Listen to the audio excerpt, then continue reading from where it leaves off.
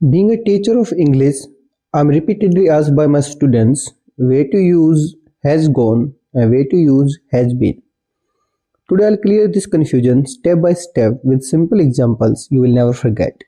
I welcome you all to my channel Robin Classes where I solve tricky and the complex concept of grammar. आज हम जो सीखने वाले हैं वो सीखने वाले हैं difference between has gone and has been. उसके लिए मैंने कुछ एग्जाम्पल्स लिखे हैं जिनकी मदद से हम इनको सीखेंगे। तो जो एग्जाम्पल्स हैं वो कुछ इस तरीके से हैं। जैसे हमारे पास पहला एग्जाम्पल है he has gone to Delhi and the second he has been to Delhi. जब हम बोलते हैं he has gone to Delhi उसका जो मतलब निकल के आता है that he is still present in Delhi, कि जो उसकी लोकेशन है वो अभी भी दिल्ली में ही है।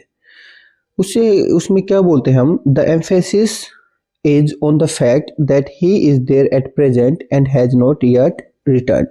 तो जो हम उस पर जोर डाल रहे होते हैं, जो हम स्ट्रेस डाल रहे होते हैं वो इस फैक्ट पे डाल रहे होते हैं कि जो फिलहाल करंटली जो at the moment at presently भी वो कहाँ पे है, दिल्ली में, और वो अपने लोकेशन पे फिलहाल रिटर्न नहीं आया है। जब हम बोल रहे हैं he has been to Delhi तो उसका जो मतलब होता है कि जो it means that he has visited Delhi once और मोर देन वंस। इसका मतलब है कि वो दिल्ली जा चुका है और वापस अपनी लोकेशन पे आ चुका है, और ऐसा उसने प्रोसेस 1, 2 या 3, 4 बार, काफी बार वो ये कर चुका है। ठीक है, इट शोज एक्सपीरियंस, ये दिखाता है कि वो पहले दिल्ली जाके वापस आ चुका है। And he knows the place but he is not there now. इसका मतलब ये है कि वो उस दिल्ली की जो लोकेशन है उसके बारे में जानता है, he knows the ABC of Delhi, लेकिन फिलहाल जो उसकी लोकेशन है वो दिल्ली में नहीं है, अब वो दिल्ली से वापस आ चुका है। क्लियर? तो जो हैज गॉन होता है ना वो दिखाता है वन वे प्रोसेस, कि कोई यहाँ पे है, अपने ये हमारी लोकेशन है, कोई यहाँ पे है और वो फिर दिल्ली चला गया है, मतलब एट मोमेंट वो कहाँ पे प्रेजेंट है, दिल्ली में, राइट। तो और जब हम बात कर रहे होते हैं he has been to Delhi, इसका जो मूवमेंट होता है वो होता है टू वे, कि वो दिल्ली गया, ये हमारी लोकेशन है, ये दिल्ली वो गया और फिर वो दिल्ली से वापस भी आ चुका है।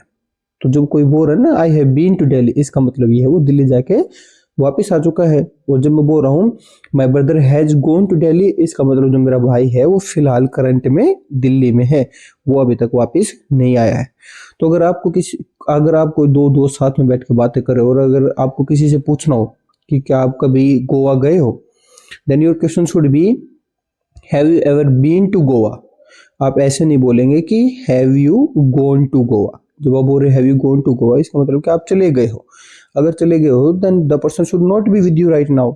अगर वो आपके पास है तो आप क्या पूछ रहे होगे कि क्या आप गोवा गए हो, क्या आपको जो उसकी लोकेशन वगैरह है उसके बारे में कोई एक्सपीरियंस है, क्या आप जो वहाँ पे प्लेसेस हैं उनको जानते हो। तो वो दिखाता है आपका एक्सपीरियंस, वो दिखाता है that you know the topography of the place. Clear? I hope मैं समझा पाया हूँगा कि कहाँ पे हमें has gone to Delhi use करना है और कहाँ पे हमें has been to Delhi use करना है, राइट। वो हैज गॉन टू जा चुका है, हैज बीन टू वो जाके वापस आ चुका है। अब मैंने ये देखने के लिए कि आपको कितना कॉन्सेप्ट क्लियर हुआ या नहीं, या आप खुद भी ये देख पाओ कि आपको कितनी कॉन्सेप्ट की क्लैरिटी मिली है या नहीं, उसके लिए मैंने आपके लिए कुछ प्रैक्टिस क्वेश्चंस रखे हैं। 6 प्रैक्टिस क्वेश्चंस हैं। इनमें आप जो यूज करोगे वो यूज करोगे has out of has gone and has been, या हो सकता है सब्जेक्ट के अकॉर्डिंग वो वेरी करे, हैव बीन या हैव गॉन, राइट। तो वो आपको फील करना है इन 6 सेंटेंसेस में, and then you need to drop the response into the comment section. I will check there and then I will respond accordingly. अगर ठीक है then I will be like कि all the answers are correct.